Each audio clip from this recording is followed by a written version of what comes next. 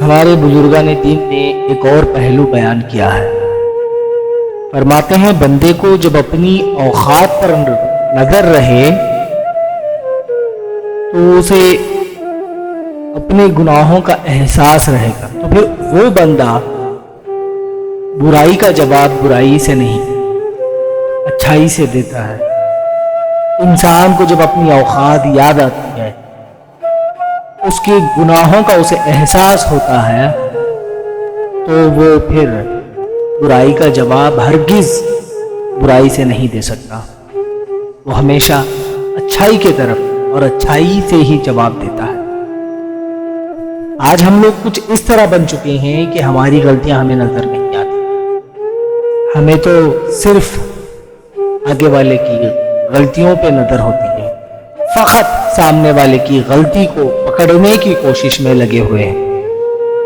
اور جب کبھی بھی ہم سچ بولتے ہیں تو سامنے والے کے بارے میں سچ بولتے ہیں، جب اپنی باری آئی تو خود کے بارے میں کبھی سچ نہیں بولتے، اپنے بارے میں حکمت کی باتیں کرتے ہیں، پردہ پوشی کی باتیں کرتے ہیں۔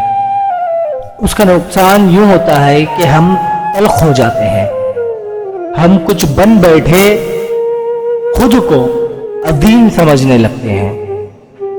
آگے آگے پھر یوں ہوتا ہے کہ میں حضرت صاحب ہوں، سید صاحب ہوں، قبلہ ہوں، مرشد ہوں، سیٹھ ہوں، بزرگ ہوں، شانہ ہوں، میچور ہوں، علاقے کا برادری کا بڑا ہوں، میں اسپیشل ہوں، میرے جیسا کوئی نہیں۔ یہ ساری چیزیں یہاں سے شروع ہوتی ہے۔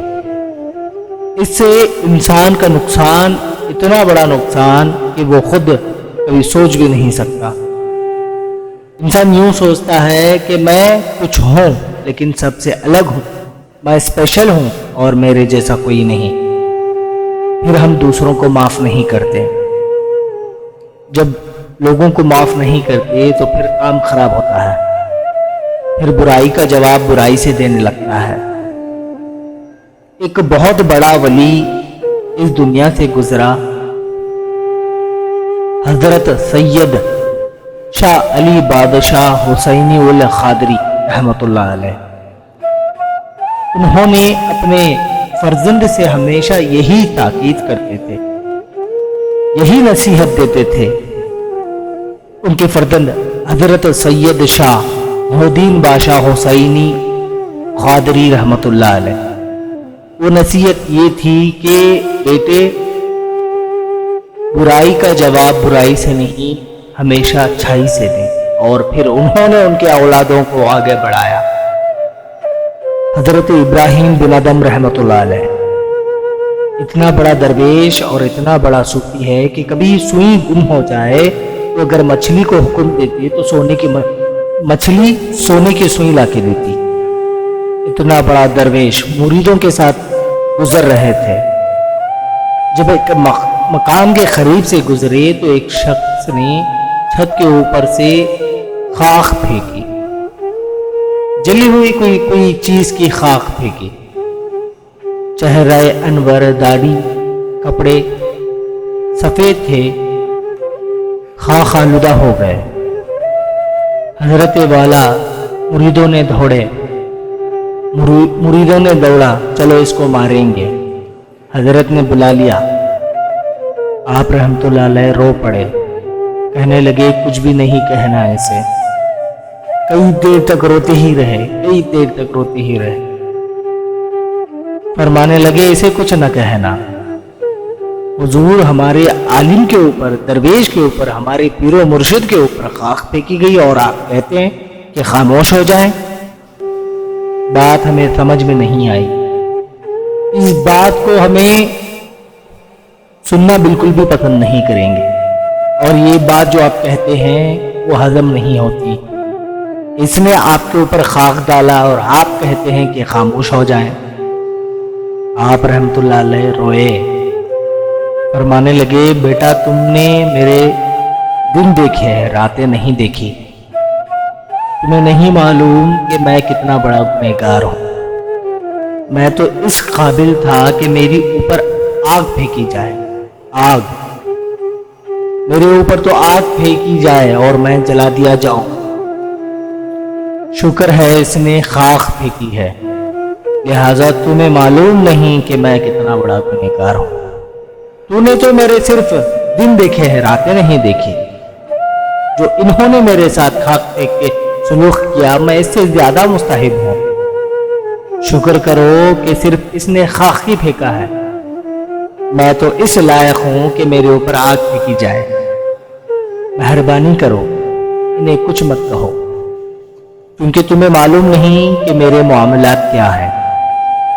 مریدوں سے مخاطب ہو کے کہتے ہیں کہ تمہیں معلوم نہیں کہ میرے معاملات کیا ہے، کہ بھائی آپ جب اس جگہ آ جاتے ہیں کہ آپ کو کبھی اپنی غلطی بھی نظر آتی ہے، پھر انسان تھوڑا آسان ہو جاتا ہے۔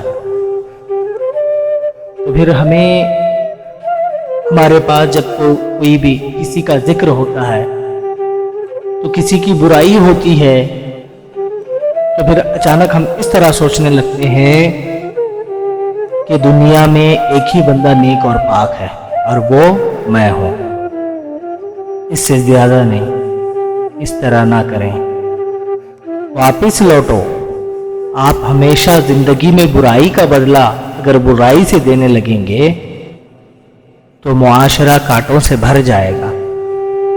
حالات کچھ اس طرح بنیں گے کہ لوگ ایک دوسرے کو کاٹ کھانے لگیں گے، کہ آپ کو اگر نصیب ہو جائے کہ قرآن نے کہا ہے برائی کا بدلہ اچھائی سے دیں، ادفع باللتی ہی احسن۔ قرآن یوں کہتا ہے ادفع باللتی ہی احسن، کہ برائی کا جواب برائی سے نہیں اچھائی سے دیں۔ یہی نصیحت ہمیشہ اپنے بچوں کو حضرت سید شاہ علی بادشاہ حسینی اول قادری رحمت اللہ علیہ کیا کرتے تھے۔